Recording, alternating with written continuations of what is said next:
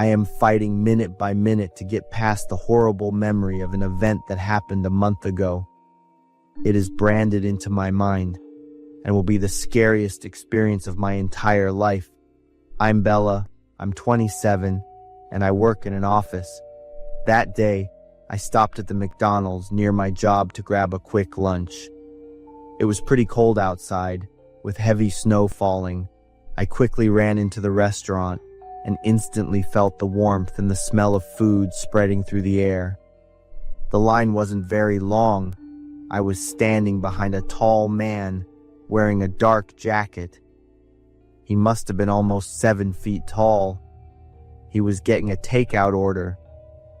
I didn't pay much attention until the young female employee serving him accidentally spilled the soda from his meal all over the counter. She panicked, immediately started wiping it up, and kept apologizing in a shaky voice. The air was tense for a few seconds. I thought he was going to yell or at least complain about something. But he didn't.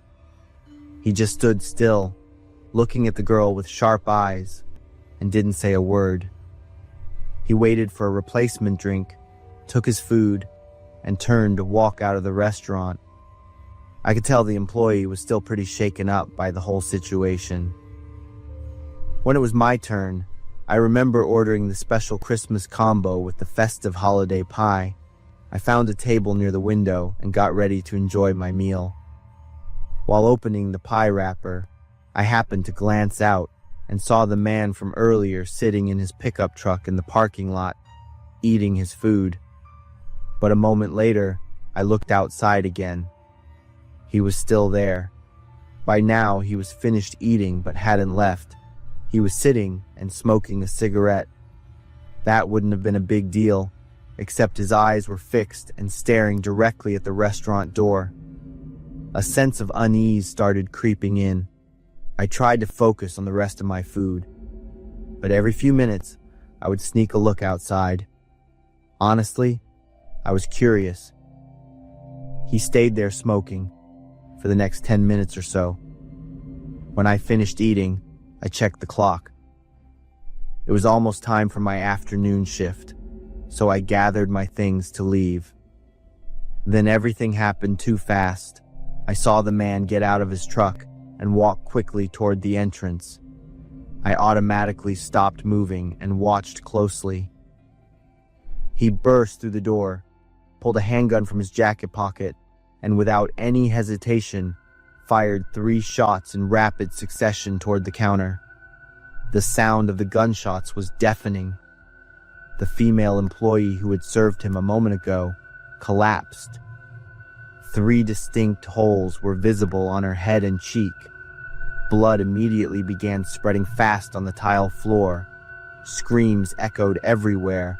My whole body went limp, until a hard shove knocked me off my chair. I quickly scrambled under the table, just curling up.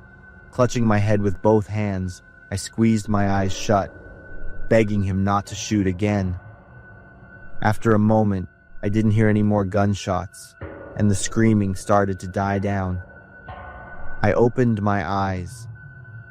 From where I was, I could clearly see the employee. She was still lying there, eyes wide open, with the pool of blood spreading. The surrounding area was smeared with blood from people stepping in it. The police and ambulance arrived within minutes. I and a few other people were taken out and questioned for information. I don't remember what I answered. My whole body wouldn't stop shaking. After the police investigation, I learned that the girl had died instantly. The shooter was her ex-boyfriend, who had just been released from prison after serving 3 years for aggravated assault. The reason was that, in a blind fit of jealousy, he had attacked one of his girlfriend's co-workers, someone he thought she was interested in. He drove away from the scene, but was caught a few hours later on the interstate. The news reported that he would be sentenced to life in prison with no chance of parole. And here I was, initially thinking the reason he shot her was just because she spilled his soda and made him wait. The days that followed were truly horrific. I couldn't sleep. I couldn't forget the image of the girl lying in a pool of blood. The sound of the gunshots constantly echoed in my ears. I have never been back to that McDonald's restaurant. I took a temporary leave from work after 2 weeks of trying, because I couldn't do anything except sit still and try not to think about it. I started a treatment program. My therapist said I have post-traumatic stress disorder, PTSD. Telling the story is what my doctor asked me to do. He said it's the first step toward healing. I'm not sure if I'll ever fully heal, but I'm trying. I'm trying to believe that one day I won't see that image every time I close my eyes. I won't jump every time I hear a loud noise, and I can get back to a normal life. I'm Alex, and I'm from Texas. This story is about a childhood friend of mine named Derek. Derek and I lived in the same town and were close friends all through elementary school. By middle school, we had a core group of 4 best friends: me, Derek, Mason, and Liam. We were pretty much inseparable at school and at home, especially on weekend nights. This happened during our winter break, right before Christmas.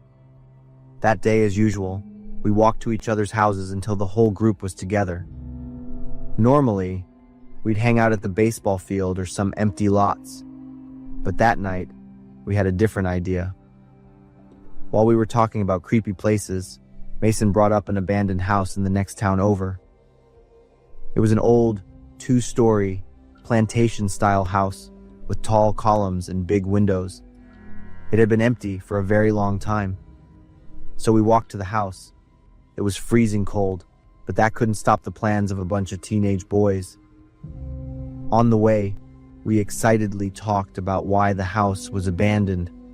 But when we saw the old house towering in front of us, the feeling of adventure faded. No one wanted to go inside. We all just stood there, whispering to each other about how dangerous it looked. Then suddenly, Liam dared me to go inside. Alone? No way. Are you crazy? Liam then dared Mason, and he said similar things. But when he dared Derek to go inside, even for just a minute, Derek answered differently. What? Are you willing to bet if I do it? $5 for every minute you dare to stay in there. As soon as Liam finished speaking, Derek just smiled slightly, turned, and walked away. We watched Derek walk across the overgrown lawn toward the porch. The wooden steps creaked as he stepped up.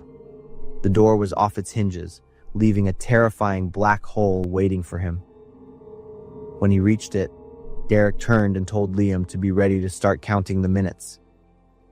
Liam gave a thumbs up to show he agreed. Then, Derek flicked on his lighter and cautiously stepped inside. We were all silent from that moment on. I imagined Derek running out in a few seconds in a panic, and then we'd all laugh together, but the silence lasted much longer than I thought. When the first minute was up, there was no sign of him. By the second, third, and fourth minute, we hadn't heard a single sound from Derek. If he keeps this up, you're going to be broke for months. Liam started to get worried. When Derek had been in the house for 5 minutes, Liam stepped into the middle of the yard and yelled, "Derek, you proved your point. Come out." But the entire house remained silent. Mason and I laughed about how poor Liam was going to be after the bet, but Liam didn't find it funny at all and yelled again for Derek to come out before spiders crawled up his pants. Derek still didn't make a sound. When it was almost 10 minutes, our mood changed from suspenseful to genuinely worried. All 3 of us had moved much closer to the house. We called Derek's name for a little longer, and then Liam announced that he was going to have to go in and find him. It wasn't about the bet anymore. We were scared, for our friend Liam went first, and Mason and I reluctantly followed. As we got close to the entrance, we started to hear movement from inside. "Derek, is that you?" But when we didn't get a response, the fear returned tenfold. We started to back up, ready to run. But then suddenly the person who stepped out was Derek. We all let out a huge sigh of relief because he was walking normally, not running, and showed no signs of being hurt. What the heck, man? You scared us to death. I was waiting for Derek to start laughing and call us all chickens, but he just walked right past us. We were confused and quickly ran after Derek, asking what had happened inside the house. Mason and I ran around to get in front of him. "Hey Derek, what went on in there?" Suddenly I saw Derek was crying. "Derek, what the heck is wrong?" Then Mason tried to stop him by grabbing his shoulder. Derek stopped, but instead of calming down and answering, he became aggressive. He pushed Mason away and screamed, "Get away from me!" He yelled so loudly that his voice cracked. We stood still, looking at each other, and a few seconds later, we kept following him. No one knew what to say. It was genuinely frightening to see him in such a panic. When we reached our familiar town street, we called out, demanding that Derek stop and explain everything. But once again, he totally ignored us. It was Liam's turn to run ahead and block his path. Derek tried to avoid Liam by walking around him without saying a word, but then Liam stepped back in front of him. Derek started swinging his fists, hitting hard enough that Liam fell backward. Mason and I ran up to try and stop them. Derek started swinging his fists at us too. "Don't touch me!" And all the time, I had known Derek. I had never seen him act like that. He looked crazed, with wild eyes and a red face. He was seriously intent on hurting us if we got too close. We let Derek walk ahead until he turned onto a street and disappeared from sight. We then walked home. Mason believed Derek had seen a ghost or some kind of spirit, but Liam didn't buy that. He thought Derek had seen something scary enough, but it couldn't be a ghost. Liam insisted ghosts weren't real. He thought maybe it was a dead body. It was all just guesswork. We never intended to go back and check out that house. We hoped Derek would tell us what had happened. Close to Christmas Day, I called Derek. His mom answered. When I asked if I could talk to Derek, she said he wasn't feeling well. I paused for a few seconds, long enough for Derek's mom to ask if I was still there. I gathered my courage and asked if Derek had acted strangely when he got home the night before. It was her turn to pause. Then she said Derek was fine. He was just a little tired. Before I hung up, Derek's mom said she would tell him to call me back whenever he woke up. I waited, but I didn't get a call. I decided to call him a second time. It was still his mom who announced that Derek wasn't well and wouldn't be joining us for our Christmas party. We went to Derek's house to exchange gifts, as we did every year, and really wanted to see him. But when we got to the door, Derek's mom said he was too sick to have visitors. So, there was no gift exchange that Christmas. A week after Christmas, I called Derek and asked if he could talk about what happened. "If you ask about that again, you won't be my friend anymore." Derek stressed every single word, and I didn't ask again. He said the same thing to Mason and Liam. We still hung out after that, but it wasn't as fun as before. That abandoned house was eventually torn down. His family moved away too. Derek met with us to say goodbye. Even though we tried to keep in touch, maintaining the friendship only came from our side. Before long, we lost touch permanently. Years later, we were men in our early 30s by then. We got the sad news that Derek had died from a drug overdose. At the funeral, we heard from people who knew him that he had struggled with addiction for years. He was even in such a bad place that he had to beg people for money. Derek really lived a very difficult life. He never reached out to us, even during his most desperate moments. We think it had something to do with what he saw in that abandoned house, and truly regret that evening. To this day, no one knows what Derek went through during those 10 minutes in the abandoned house. That secret will stay with him forever. Rest in peace, Derek. I still remember you, my friend.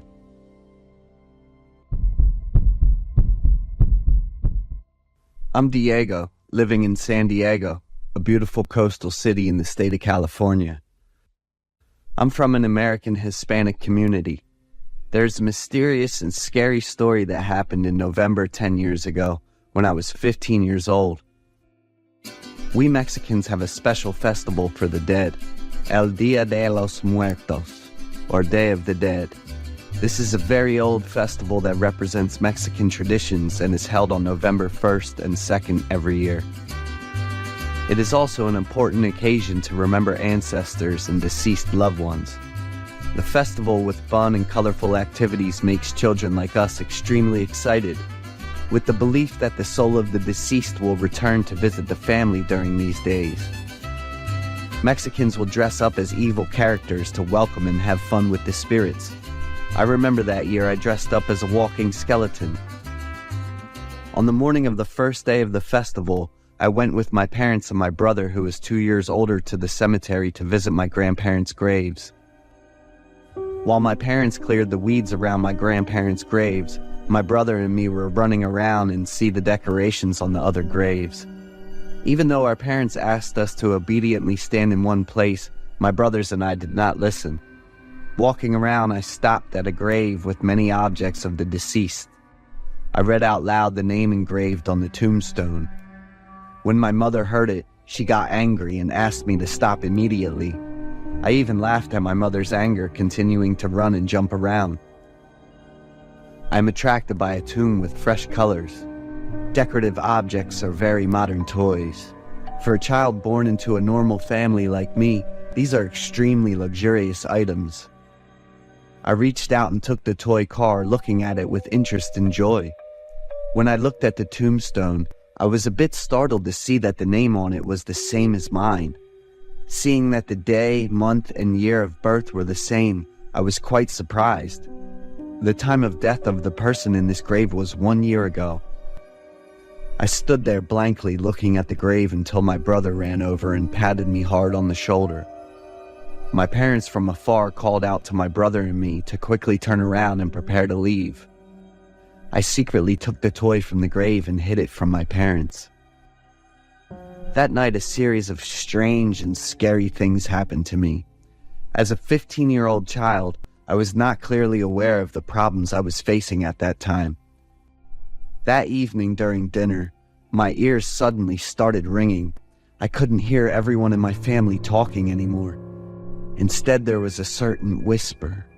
I can't hear what that person is saying. The whisper was very soft, but I knew it was a man's voice.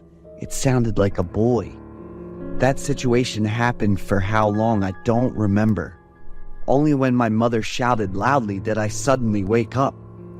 Everyone in the house looked at me with confused eyes. Mom reminded me to focus on the meal and what everyone was sharing. I quickly finished my food, then asked permission to go back to my room. I really want to tell my parents about the strange thing that just happened, but I'm afraid they won't believe a child like me. I kept thinking about those strange things and fell asleep without realizing it. When I opened my eyes, I woke up. I was startled to realize I was lying in a very narrow space. It fits so my body lies neatly. I began to feel extremely claustrophobic as I became aware of the space around me. The first thing I did was try to struggle and scream loudly, but to no avail. Suddenly from above, successive blocks of earth fell down. Oxygen became less and less. Soil fell into my mouth, eyes, and nose, causing me to gradually lose the ability to breathe and resist. When reaching the peak of tolerance, I got up. Before my eyes was a familiar room. A thick blanket covering most of my body. My brother sitting next to me laughed loudly with excitement. "What the hell are you doing?" I shouted angrily. "You look so interesting with that expression." He didn't notice my discomfort and continued joking. I angrily kicked him out of the room and locked the door. The next day is the last day of the festival. My mother prepares typical holiday dishes. My favorite is tamales. But I don't feel the delicious taste of bread anymore. In my mouth is the smell of earth. though now I am not sure what it was. It reminds me of the haunting dream I had yesterday. Look at the plate of pan de muerto on the table. I blinked and was startled when the plate of bread turned into many human skulls with their mouths open. I stood up in fear. I also dropped my plate of food to the ground. My parents and brother looked at me in surprise. I was scared and cried while telling them about the horrors I had encountered. Parents looked at each other with worried eyes. Mom ran to hug me. I don't know if they believe what I say or if they think I have mental problems. That afternoon, I invited my brother to go back to the cemetery without telling my parents. My brother did not agree because he was busy playing games. I returned to my room, but the feeling of sadness and curiosity about that tomb always stuck with me. Looking at the stolen toy car left on my bed, I felt a shiver of fear. Holding the toy in my hand, I secretly ran to that cemetery alone I left in its original position. Slowly approaching that grave, I was surprised to see the photo placed on the grave. That photo was just added. In the photo is a boy who looks exactly like me, wearing hospital clothes. In his hand, he held the toy car I took. He has no hair. He smiled brightly, but his eyes were a bit sad. I've been obsessed and sensitive to everything around me since the festival. I had to undergo psychological treatment for 2 years at the local psychiatric hospital. My study program also had to be suspended for 2 years. I'm currently 25 years old, just graduated from college last year. I always ask the question, who is that boy? Does the Day of the Dead festival really connect the dead with the living?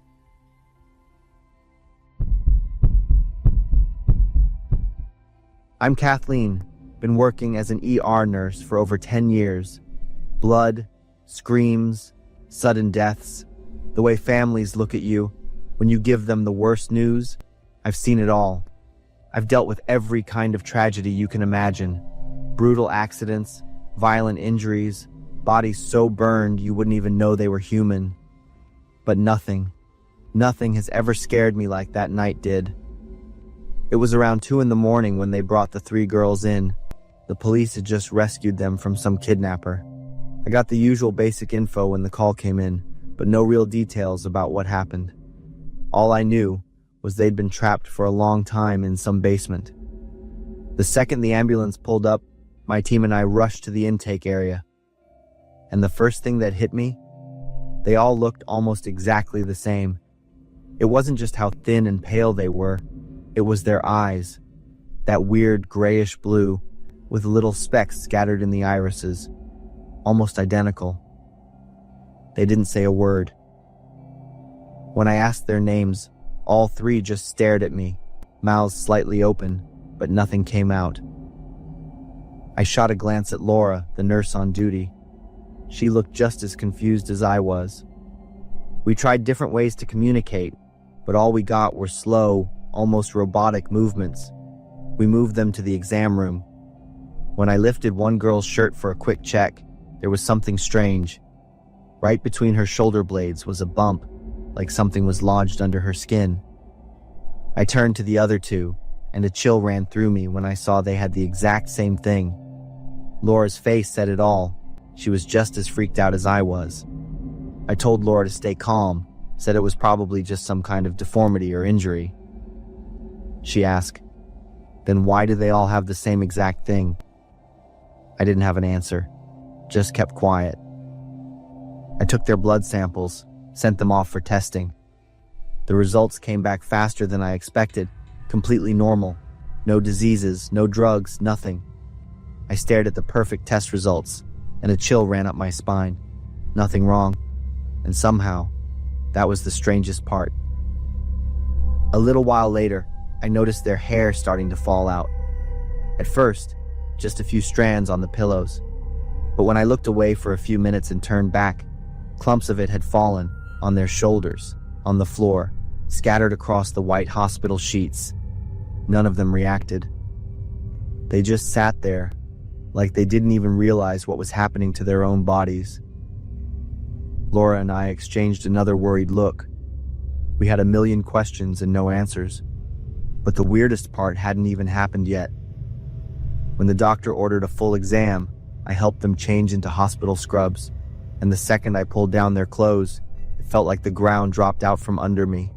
No genitals, no anus, nothing.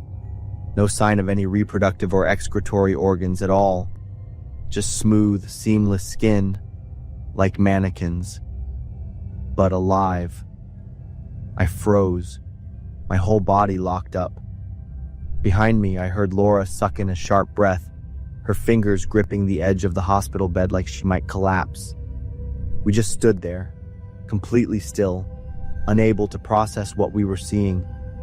And the girls, they didn't react. Didn't even seem to realize anything was wrong. They just sat there, those blue-gray eyes staring blankly into nothing. I took a step back. In 10 years of seeing the worst horrors imaginable, nothing haunted me like this. It couldn't be real.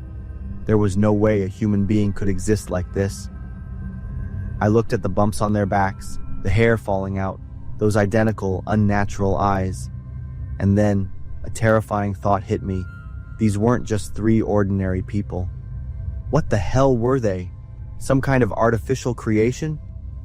Just as I was about to turn away, one of the girls tilted her head in this slow, unnatural way, like she was studying me. Then she smiled. That pale, eerie smile. Laura and I bolted. We ran out of that hospital room so fast we nearly slammed into the door, then tore down the hallway straight to the director's office. Neither of us said a word. Not yet. It took me a few seconds just to catch my breath. My voice shook as I tried to explain everything I had just seen. The director stared at us, eyes wide, but he pulled himself together fast. He told us to keep quiet, said we couldn't risk causing panic among the staff and patients. My whole body was still trembling. My heart was pounding so hard, it felt like my chest was caving in. Keep it a secret? How the hell was I supposed to stay quiet about that? I glanced at Laura. She was pale, gripping the hem of her dress so tightly her knuckles were white. That night dragged on forever. We sat in the on-call room, both of us drowning in silence, lost in our own fears. The next afternoon, when I came in for my shift, I spotted the director out back, talking to some guy I didn't recognize. A pickup truck was parked next to them. A few minutes later, the man got into the truck and drove off, the director watching him with a satisfied look in his eyes. The 3 girls were gone.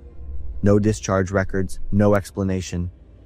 When I asked, the director just shrugged and said they'd been transferred to another hospital for treatment. Laura and I quit. We thought about reporting what happened, but what could we even say? We had no real proof, just a story that, to anyone else, would sound like we were losing our minds. I walked away from a steady job, from years of experience, because I couldn't shake the horror of it. And every time I think about that last smile, a chill creeps down my spine all over again.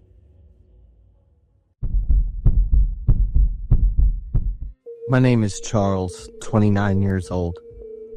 My wife Maddie and I have been married for over 4 years, and she's exactly the kind of person I was looking for, beautiful and independent.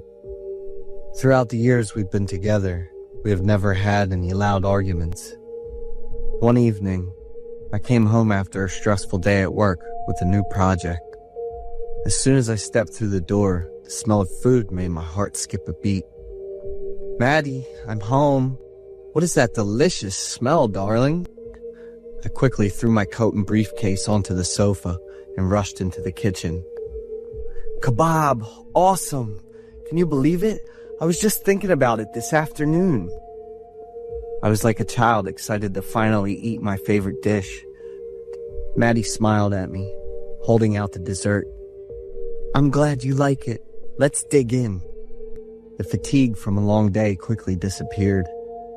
From that day on, Maddie gradually increased the frequency of making kebab for me, first once a week, then every day. "Maddie, I'm about to get sick of the smell of this dish. Eating so much grilled food isn't good for you, you know." And how do you still have time to prepare this meal? Maddie looked at me with a somewhat awkward expression.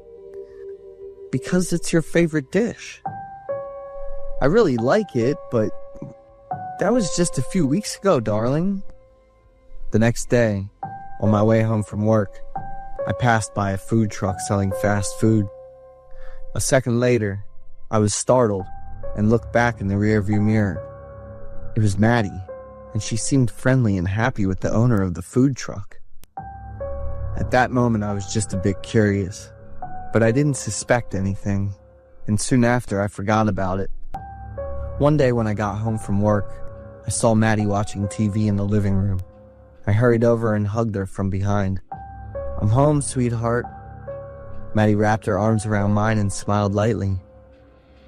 "Maddie, why?" I leaned down to sniff her shirt. "Why do you smell like kebab?"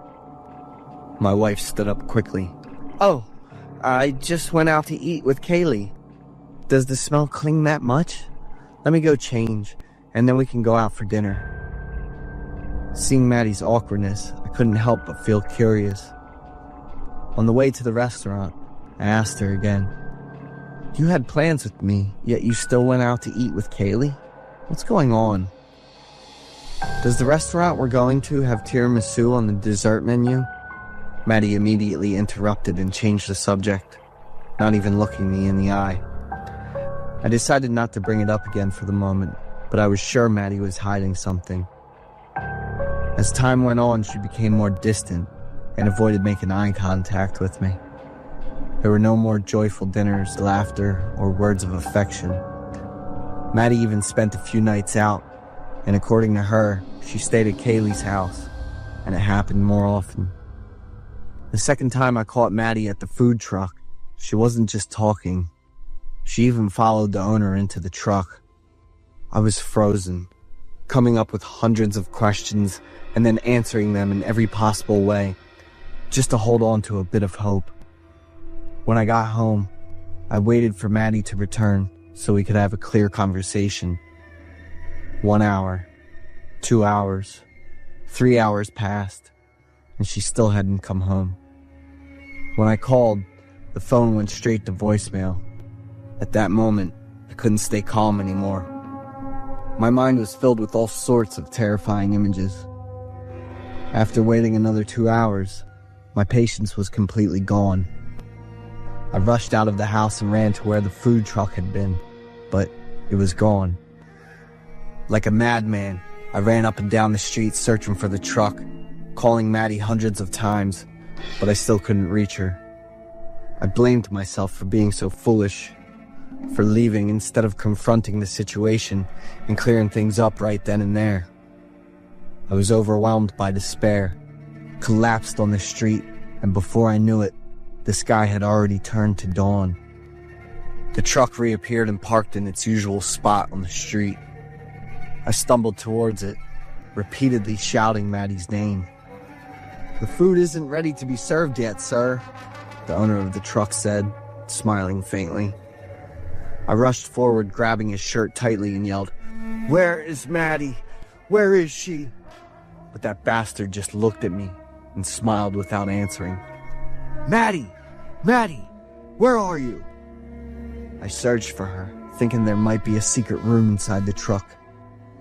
The owner of the truck didn't stop me, didn't shout at me. He just stood there, watching my every move, and smiled. In the kitchen area, I found jewelry and clothes that I was certain belonged to Maddie.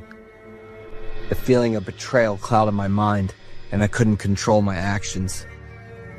I rushed over and punched that bastard in the face. He laughed even harder when I did that. Exhausted and with my hands covered in red, I left in utter despair. For the next 3 days, Maddie disappeared, and I couldn't get in touch with her.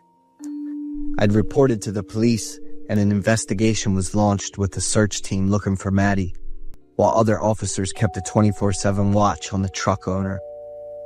He continued to sell food with a bruised face as if nothing had happened, and there were no suspicious actions from him.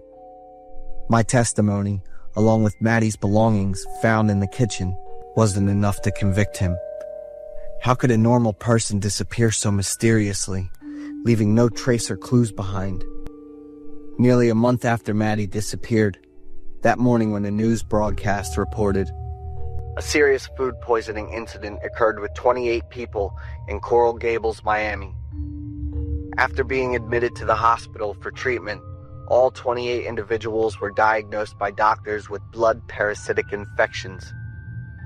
After testing the leftover food in their stomachs, the doctors were shocked to report the food they consumed contained human DNA. After gathering information from the patients and their families, they all stated that they had eaten kebab from a food truck on the street. About a month ago, at the same food truck, the mysterious disappearance of the young woman named Maddie occurred.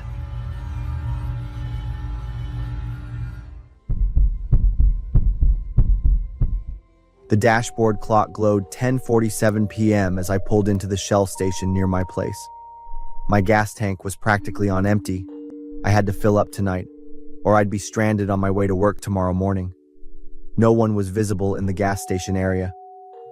The convenience store next to it was brightly lit, looking like it was still open for business. After filling my tank, I headed into the convenience store to pay. The automatic glass doors slid open, and a chime beeped.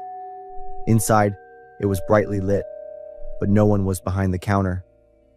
"Hello?" I called out, but no one answered. I heard the sound of running water from the restroom in the back of the store. Maybe the employee was in there and would be out in a minute. I decided to browse around and grab a few things while I waited. I walked down the snack aisle, picking up a bag of Doritos and a pack of cookies. As I stood in front of the cooler, choosing a bottle of water, I caught a glimpse of a dark shadow darting across the far end of the aisle, near the magazine rack. I froze, my heart quickening. I stared into the aisle for a full minute, listening. I'm listening for everything, but I see nothing. Probably just the shadow of a tree outside from a passing car. Or maybe I was just tired and imagining things. I took my items to the counter and waited. 5 minutes passed. 10 minutes. The running water in the restroom just kept going. "Excuse me, anyone here?" I called again, louder this time. Still no answer. A sense of unease started to creep in. I moved closer to the restroom, calling out again. Silence, except for the water. I tried the door, but it was locked. The employee was probably inside and in trouble. I grabbed my phone and called 911. I'm at the Shell gas station on Elm Street. No employee visible, and I've heard water running in the restroom since I got here. I'm worried something might have happened. We'll send a patrol car right over. I waited outside the store. About 15 minutes later, a police car pulled up. 2 officers stepped out. "Are you the one who called this in?" "That's right. I came in about 20 minutes ago. No one's been at the counter, and I've been hearing constant running water from the restroom." They quickly entered the store, and I followed. The younger officer went straight to the restroom while the other checked around the counter. "It's locked," the younger officer said. "Anyone in there? Police." Still only silence, accompanied by the persistent sound of running water. After a moment, they decided to force the door. The lock broke, and the younger officer stepped inside first. The very next second, he backed out, his face a mask of horror, without saying another word. I couldn't see what was inside, but when the door swung open, revealing the back of it, my body went cold. A deep red coating splattered across the back of the door, forming streaks and long drips running down. A section of the restroom floor that I could glimpse from my angle was also stained red. Within the next 20 minutes, the place became a crime scene. Ambulances, more police cars, detectives, and a forensics team. They strung yellow tape around the area. I was kept there as the sole witness. I recounted the entire incident to a detective. About an hour later, a forensics officer announced, "The victim is Kevin Morrison, 23 years old. He was working the 10 p.m. to 6 a.m. shift. Appears to have been attacked with a blunt object. Passed away about an hour before you called the police." I was stunned. But what truly shocked me was the time frame. That meant I had arrived at the gas station right after it happened. The dark shadow I saw earlier wasn't an illusion. We'll be in touch if we need any more information. You can head home, a detective told me. I drove home feeling unsettled. I parked my car in the garage and entered the house. Flicking on the kitchen light, I grabbed a beer from the fridge. I needed to calm down after what had just happened. As I was drinking my beer and looking out the kitchen window, I saw a dark shadow move across the backyard. My heart pounded. I turned off the kitchen light and looked closer. Nothing, just trees and the fence. Was I hallucinating? I went upstairs to my bedroom and changed. I was about to go to bed when I saw the dark shadow again. This time, it was through my bedroom window, moving along the front yard. Not an illusion. Someone was outside my house. I called 911 for the second time that night. Someone's breaking into my yard. The address is 1247 Wellington Street. After the call ended, I sat in the dark bedroom looking out. 5 minutes later, a police car arrived. One of the officers was the same one I'd met at the gas station. He recognized me. I told him about the dark shadow I'd seen. They checked around the house with flashlights but found no signs of forced entry or footprints. You might just be really stressed after tonight, sir. We'll patrol this area more frequently. After they left, I locked the door carefully and checked all the windows. But I couldn't sleep. I kept thinking about the victim and the dark figure at the gas station. At 3 a.m., I heard a noise downstairs, like someone opening a kitchen cabinet. I grabbed my baseball bat and slowly crept down. Light streamed from the open refrigerator. "Who's there?" I called out. A man turned to face me, a large knife in his hand. He spoke, surprisingly calmly and casually. He saw me take the money from the safe. I didn't have a choice. "Now you've seen me too," he said, stepping towards me with the knife. I swung the baseball bat. It connected with his wrist, and the knife clattered to the floor. He yelled in pain, then lunged at me. I bolted for the front door, burst into the street, and yelled for help. My neighbor's lights flickered on, and they helped me call the police. Within minutes, the police arrived. This time, there were 2 cars and 6 officers. They surrounded my house. But when they went inside, they found no one. The knife was still on the kitchen floor. The back door was open. He had escaped. The police took me to a hotel for the night to ensure my safety. 3 days later, they caught the culprit when he tried to use the gas station employee's credit card at another gas station about 50 miles south. He was identified as Danny, 28, a drug addict with a history of theft. According to his confession, he went to the gas station intending to steal money from the safe. Kevin, the employee, discovered him. During the struggle, Danny knocked Kevin unconscious with a wrench and dragged him into the restroom, intending to lock him in. But Kevin unexpectedly woke up. Danny, in a panic, committed the horrific act. In court, Danny was sentenced to life in prison without parole. Since then, every time I drive past that Shell station, I still remember that fateful night. My name's Lewis. I'm 32 and living in Columbus, Ohio. I work construction now. Used to fix phones for a few years before that. Construction's tough, long hours, sore back, but it pays better. Enough for a small apartment near downtown, so I'm not complaining. We were working on a new apartment complex up in North Columbus. That day, I was the last one to leave the site. As I passed this narrow alley, something caught my eye. A little flash of light. Turned out to be a phone, half buried under a bunch of fallen leaves. I looked around. No one in sight. The phone looked pretty new. Not a single scratch. Must have been dropped not long ago. I stood there for a second, thinking. Then I picked it up. Figured I'd turn it into the cops, or maybe reach out to the owner. But not right then. I was dead tired. Just wanted to get home and crash. So I slipped the phone into my jacket pocket and kept walking. That night, after a quick shower and a simple dinner, I flopped down on the couch and turned on the TV. Then I remembered the phone. Curiosity got the better of me. I pulled it out and hit the power button. The screen lit up, and I froze. The wallpaper was a selfie of some guy, maybe mid-30s. Gaunt face, creepy-ass smile.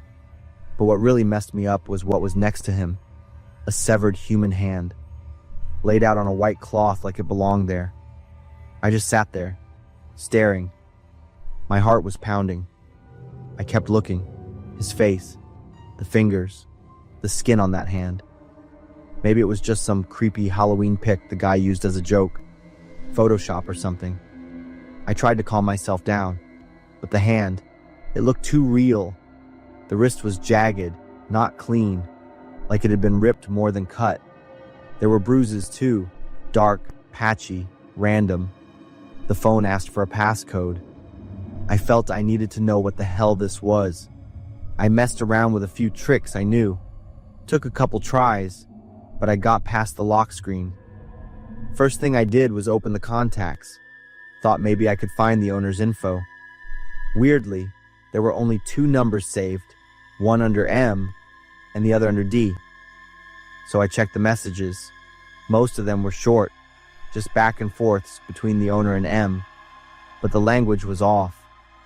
They kept using these creepy phrases I didn't recognize. Stuff like trading location and fresh goods. I opened the photo gallery, and that's when the nightmare really started. There were albums, dozens of them, maybe hundreds, all neat, all labeled. The first one was titled Samantha W., March 2nd. The first photo, a young woman. She was tied to a wooden chair in some dark-ass room. Her face was frozen with fear. Next shot, same girl. But now she had bruises on her face, her lips split open, duct tape over her mouth, eyes nearly swollen shut, and it kept going. Each photo worse than the last.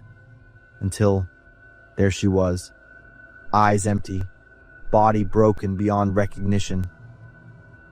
I slapped a hand over my mouth, trying to choke back the nausea crawling up my throat. But it wasn't over. Not even close. The next shots, the guy in black rubber gloves, holding a scalpel. Every movement looked planned. Blood, bright red, splattered against a white backdrop.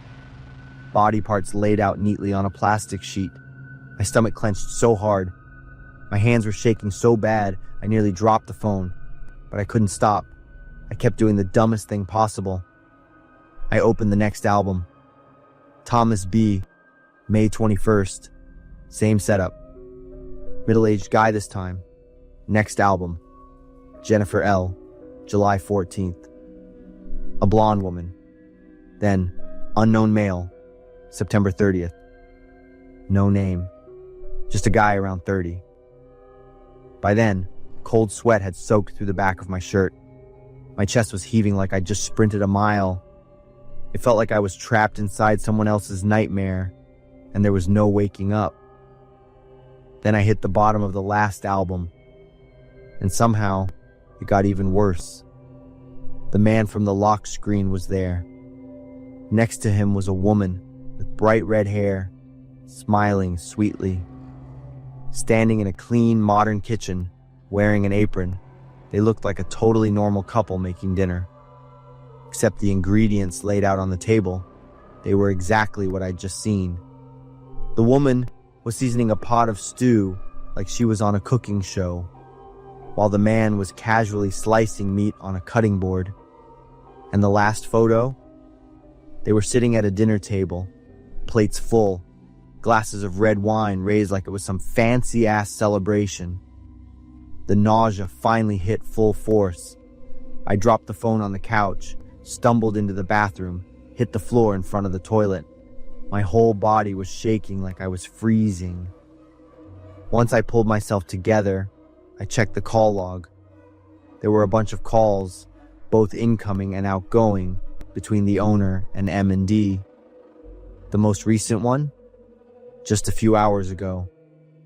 I opened the Notes app and found a list. At first glance, it looked like a regular shopping list.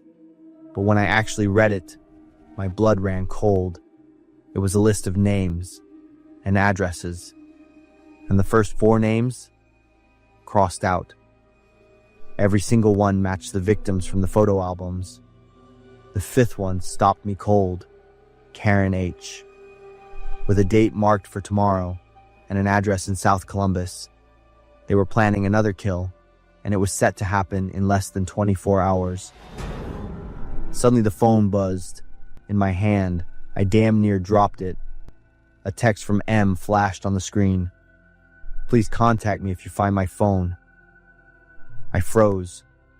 They knew it was gone. They were trying to get it back. I shut the phone off immediately. Then I checked every door and window in my apartment, locked and bolted everything. But this creeping feeling wouldn't go away. Did they know who picked it up? Had they seen me in the alley? I called the cops, told them everything, handed the phone over as evidence. They honored my request to stay anonymous. Didn't take long before they helped me relocate. A nationwide warrant went out for the killers. Turns out their names were Michael and Margaret Warren. I kept up with the news and saw that they managed to save Karen H., the next name on the list. I've started a new life since then, but after everything, one truth stuck with me. Sometimes curiosity can accidentally save a life, but the price? It's losing a part of your soul you can never get back, the part that used to be innocent. And once it's gone for good. I am Violet, 30 years old. My fiancé's Gavon. We've been together since we were 12, after this crazy, scary thing that happened. It was summer, and the 3 of us as a family headed out to a farm in the suburbs to chill after getting an invite. My dad was thinking about putting some money into the farm project the young couple was running. At first, I just thought this trip would be cool, full of fun memories out in nature. But out of nowhere, it turned into the most chilling and unforgettable memory of my life. As soon as our car hit the dirt road to the farm, this huge stretch of green grasslands opened up in front of us. The barley fields were swaying in the golden sunlight, and you could see a few tractors scattered in the distance. A bunch of cows were just chilling, munching on grass, and the only sounds were the rustling wind and birds chirping. It all felt like something straight out of a country movie, so peaceful. The farm was at the end of the road, and the big white wooden house really stood out. My mom was all about praising it, and my dad was excited, talking about how great the project could be. I just stayed quiet, letting myself get lost in the scene. It was something I'd never seen before. Robbie and Grace, the farm owners, greeted us when we got there. They were tall, young, and had friendly smiles. They gave us a tour of the farm, showing us all the animals, the crop areas, and the equipment they'd bought. I noticed a boy standing behind the door of the house. He seemed pretty shy, always watching us, but didn't react when I waved. Grace introduced him as her son. His name's Marcus, and he's my age. Marcus didn't say anything, didn't even react when Grace called him. The first few days at the farm were awesome. I tried a bunch of new things, feeding chickens, picking veggies, milking cows, and playing with these smart sheepdogs. But Marcus always kept his distance, just standing off to the side watching me. I could tell he wasn't just shy, but there was this constant sadness about him too. Marcus didn't say a word, didn't even laugh or whisper. It made me wonder if he was hiding something, or just shy. Marcus's total silence threw me off. Even when I tried talking to him, he just nodded or made gestures. Was that just how he was? Or was there something else going on? The way Robbie and Grace treated Marcus was pretty weird too. Even though they always said sweet, caring things, their eyes and gestures felt kinda cold. Marcus never looked at his parents when they talked to him. There were times when I saw Marcus trembling and looking scared when his parents called his name. I brought Marcus some wildflowers and snacks and invited him to join in the games. Then Marcus gave a little smile when I shared my stories with him. But Marcus still didn't talk. He only communicated with his eyes and simple gestures. There were times when I caught Marcus's eye, like he wanted to say something, but there was some invisible barrier stopping him. On the third day, which was also our last day at the farm, things started to make sense. After the farewell party Robbie and Grace threw for us, everyone was sitting around, chatting and having a good time. Marcus quietly pulled me away from the table. He took me to this old barn, full of hay and dusty farm tools. Marcus opened up a small box he had hidden under the hay. Inside was a photo of Marcus smiling really big next to a couple, probably around the same age as my parents and his. The two people looked a lot like Marcus, especially the man. Their faces were full of love and warmth. Marcus pointed at the photo, his hands shaking as he made a heart sign over the couple, then just started crying. Before I could ask anything, he pulled out another photo. In this photo, the couple was standing with Marcus's current parents. The date on the photo was just a little over a year ago. Marcus pointed at his current parents, then crossed his hands to make an X. Then he pointed to the first couple and made a heart again. Marcus's next move gave me the chills. He opened his mouth, and to my horror, his tongue was gone, leaving this dark, empty space. Marcus made a cutting motion with his hand, like scissors. His face twisted in pain, and tears were streaming down his cheeks. So Marcus couldn't talk because his tongue had been cut off. I was shocked when I realized what he was trying to say. The couple in the first photo were his real parents, and the couple he was with now, they weren't. "So where are your real parents?" I asked Marcus. He shook his head over and over, his shoulders trembling as he tried to hold back his tears. The awful truth hit me hard, and I almost choked. I realized that Marcus wasn't just mute. He was carrying a deep, painful tragedy inside him. I tried to stay calm, reassured Marcus, and told him to just stay away for now. I took a deep breath, ran over to my mom, holding my stomach, and told her I needed her help with it. I dragged my mom into the bathroom and told her everything. At first, she gave me this suspicious look, but seeing how panicked and upset I was, my mom quickly hugged me, told me to stay quiet, then pulled out her phone to call the police and text my dad to fill him in. After a while, once I had calmed down, my mom and I went back to the party. My mom happily kept chatting with the adults while I just kept eating, too freaked out to look at the two murderers sitting right in front of me. About 15 minutes later, the police burst in. The murderous couple knew they'd been caught and were beyond pissed. Robbie pulled out a gun and fired a few warning shots, cussing the whole time. My mom pulled me in tight to protect me. I clearly saw my dad running to hug me and my mom, and then a bullet flew right into his back. One of the police got hurt while trying to stop the two killers, but they were both eventually arrested. The cops took Marcus away. His face was still covered in tears, but I could see relief in his eyes. Robbie and Grace were just a couple of cold-blooded killers. They had tricked Marcus's real parents out of all their money by using the same scam, inviting them to visit and invest in the farm. Marcus's parents were killed just a few days after getting to the farm. As for Marcus, they saw him as a good way to create the perfect family image, so they made him mute and threatened him with harsh words. My dad was seriously hurt but luckily made it, though his health's been really affected since then. That summer wasn't just the end of a nightmare, but also the start of an unbreakable bond between me and Marcus. Now, we're gonna be together, getting ready to kick off a new chapter in life.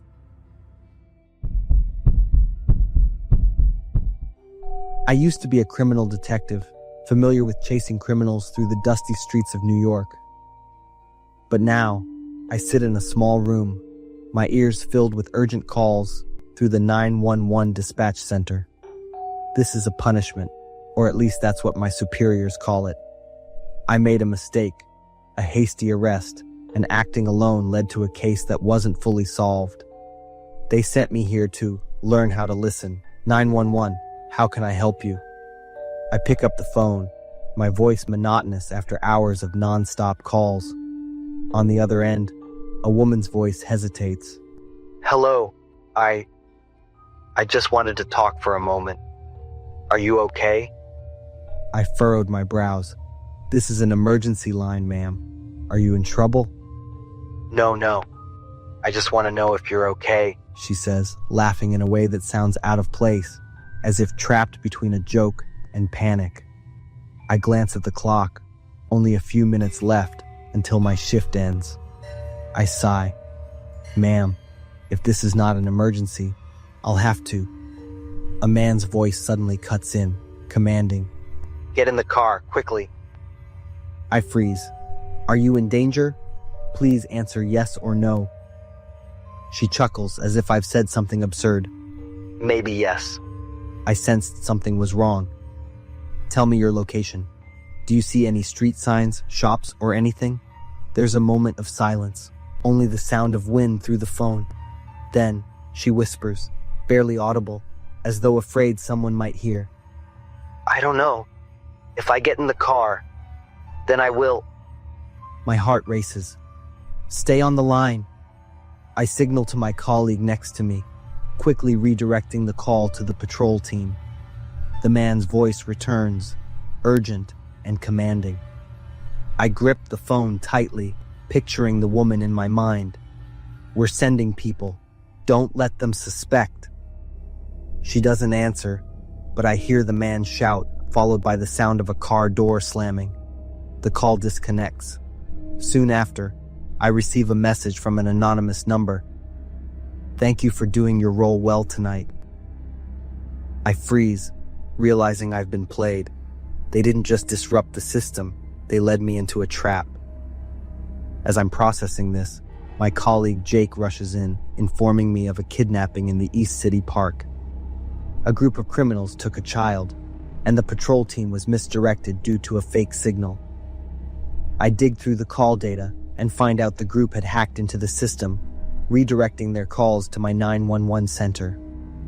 Step by step, I realized they had been watching me for a long time, carefully preparing to exploit any weaknesses. Just as my mind swirls with information and emotions, I get a call on my personal cell. Head west to the forest, 10 miles, to the abandoned house. Go alone, remember? It's the woman's voice from before, and the phone disconnects before I can respond. Jake asks if I'm okay, and I tell him to monitor the information. I'll request support if needed. I drive 20 minutes to the location they gave me, my mind on fire. Upon entering the abandoned house, I realize this isn't just a hideout. It's a hub for illegal transactions. Hidden cameras are mounted at corners, the doors are reinforced, and a small control panel with modern electronics sits in the middle of the room. The sound of footsteps from upstairs makes me stop. Instinctively, I move slowly toward the living room. There, a woman sits in a chair with a small gun in hand. She must be the one who called me. A sense of unease starts to creep in. Where are the rest of her gang? I glance at the screen on the control panel. The security camera feed shows clearly. 2 of her associates are upstairs, seemingly busy ransacking the place or preparing to escape. One is standing near a window, holding a phone, likely in contact with someone. My gut tells me there's not much time left. They'll quickly realize I'm here and find a way to stop me, even destroy me. In a sudden move, I throw the flashlight at the woman, distracting her. I rush forward, disarming her before she can open fire. From upstairs, the sound of hurried footsteps comes down. I hear a man's angry voice. What's going on? I drag the woman toward the door, using her as a shield as the 2 other men charge down the stairs. They freeze when they see her subdued. "You won't get away," one of them roars, but I hear the sound of police sirens in the distance. They point their guns at me and fire repeatedly, regardless of their own safety. In their frantic, reckless gaze, only selfishness and anger remain. I quickly pull the woman under the table to shield from the gunfire, but I'm too slow. One bullet hits her in the stomach, and her painful scream echoes. Immediately after, another bullet pierces my arm, the sharp pain spreading, making my whole arm go numb. The SWAT team rushes in, arresting the entire group. The sound of the child crying fills the air. I freeze, a familiar sensation coursing through me. "Vincent!" I call out my son's name involuntarily. The child cries while calling for his father, and my heart tightens as the door is broken open, revealing my son tied up in the corner of the room. After the case is concluded, I spend the whole night reviewing what happened. A sense of unease creeps in as I look at the files and equipment retrieved from the abandoned house. Among them is a list of names, addresses, and detailed financial information. Each line of text clearly appears under the desk lamp's light, and one name stands out: the leader of the human trafficking ring I had dismantled 5 years ago. Turning through other documents, I see scrawled notes describing a detailed plan. They had been watching me for a long time, recording my habits, work, and even my family. Red circles on a map of New York City mark areas where they once had operations. At the bottom of the stack, an old, slightly blurred photo shows a dark room with victims bound. I recognize it as the warehouse where they used to hide people before I took down their network all those years ago. When checking the hard drive of the computer, I find short video clips. One of them shows me working at the 911 dispatch center, secretly filmed from a distance. Another video records my family at a park. Details slowly reveal the full picture. They are remnants of the case I once handled. The woman, Marlene, is the mastermind who took over after her late husband's death. He had been taken down by me when the investigation team discovered him. This plan not only aims to continue their illegal activities, but is also a way to get revenge on me. They want me to experience fear and helplessness, just like what they felt when their whole network was destroyed years ago. Even though the case is over, the haunting never lets go. The images in the files, the woman's eyes as she was restrained, and the child's screams still echo in my head every night. I propose the formation of an in-depth investigation team focused on tracking down the remaining members of the organization. Though I know this fight won't be easy, I feel a stronger resolve than ever. I must end this threat once and for all.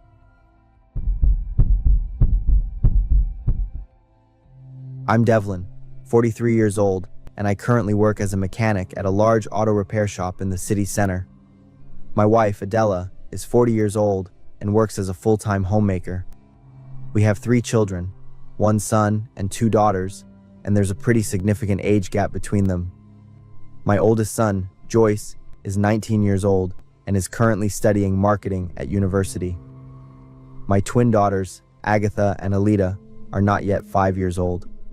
Since Joyce started university, our family only has all members together for 3 full months each year, which is during his summer break. Joyce loves his younger sisters a lot. I often joke with my wife that it's as if Agatha and Alita have 2 dads. One morning, Joyce came home with 2 large suitcases. My wife and I were very surprised because he was supposed to be in school. Joyce explained that the school switched to online classes because many of the classrooms needed repairs. My wife and I welcomed our son home with joy. Needless to say, Agatha and Alida were overjoyed to see their big brother return and stay home for an extended period. I noticed that Joyce didn't look as cheerful as he usually does when he comes home, and he had lost quite a bit of weight. Both my wife and I assumed it was due to academic pressure. Joyce put his things in his room and seriously emphasized that no one was allowed to enter or even come near the door. I need a quiet space to study, and I hope everyone will cooperate. My wife and I agreed, though Agatha and Elida seemed a bit sad and pouty. Joyce increasingly seemed to be turning into a completely different person. He became withdrawn and distant from everyone, indifferent to the affectionate gestures from his sisters. Most of the time, Joyce stayed in his room. I tried to take some time in the evenings to talk with him, but Joyce would only respond with a cold, piercing stare. My wife discussed the idea of taking Joyce to see a therapist when I brought up the topic with my son during dinner. Immediately, Joyce slammed his plate onto the floor and yelled loudly, "I'm fine! I'm perfectly okay!" At Joyce's outburst, Agatha and Alida started crying and clung tightly to their mother. My wife and I were both utterly stunned. Joyce went up to his room, and my wife and I took turns comforting our two little princesses.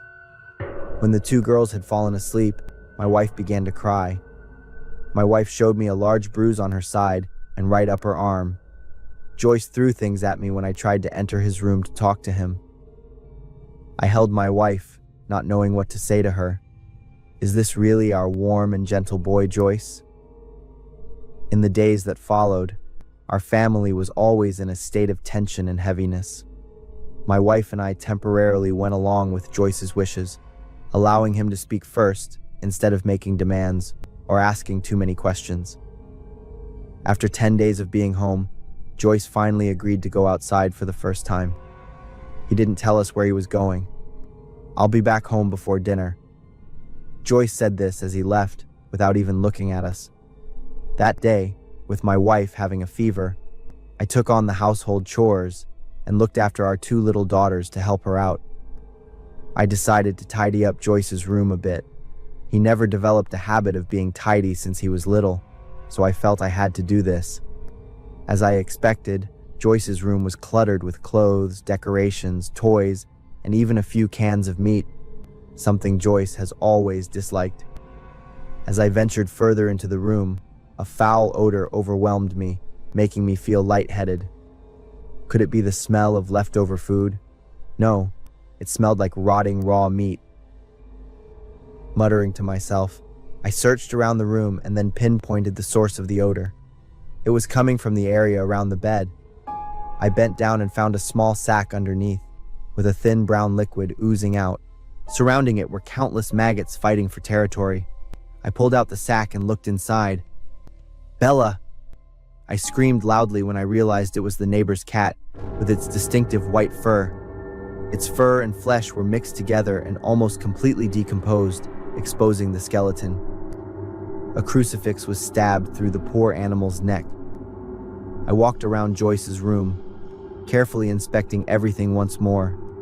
Using all my strength to pull the bed, I was stunned to find an inverted iron crucifix placed between two candle holders. Most horrifying of all, there was a picture of my youngest daughter, Elida, stuck to the crucifix. "Darling!" My wife's voice called out from downstairs, startling me. I quickly closed Joyce's room door and ran downstairs. "You have a phone call. They've called several times already." Grabbing the phone from my wife's hand, I tried to speak in the calmest tone possible. "Hello, this is Devlin speaking." "Yes, Mr. Devlin, this is from the administration office of UT Austin. I'm calling to inform the family about the suspension of your son Joyce's program. Because Joyce changed one of the numbers on your account. That's why we're only able to contact you now." I listened to the phone call, my eyes wide with shock as I looked at my wife. She anxiously ran over and kept asking me what had happened. I suggested she stay calm and listen to the whole situation. I also shared my concerns and suspicions with her. Joyce might be involved in some sort of cult. Joyce broke down and started crying. I quickly took my wife and our two little daughters to my mother-in-law's house to get away for a while. At nearly 7 p.m., Joyce returned home carrying a stuffed bear, claiming it was a gift for Elida. "You need to explain to me about your suspension, Joyce." At my words, Joyce's face turned extremely displeased. "And about the neighbor's cat Bella, the inverted crucifixes, and the photo of Elida as well." Joyce's expression shifted from irritation to surprise, then to shock. He rushed up to his room and I followed, calling his name and demanding that he explain everything. Joyce stood in the middle of the room, yelling out in apparent pain and desperation. It was a sacrifice. The cat, Alita, and even Agatha, all of it. I was stunned, looking at my son whose familiar face now seemed utterly unfamiliar. Joyce appeared to go berserk, smashing everything in the room. I ran downstairs to the living room and quickly called the police. Helplessly watching my child being handcuffed and taken away, I cried. Fortunately, my wife and 2 little daughters were safe. My wife and I explored every possible avenue, from scientific to spiritual, to help Joyce. He still has a future ahead of him. After 2 years of persistent effort, Joyce was able to reintegrate into life. He decided to pursue a trade and work with me at the garage. My wife and I cherish the moments when our family is together and have learned the importance of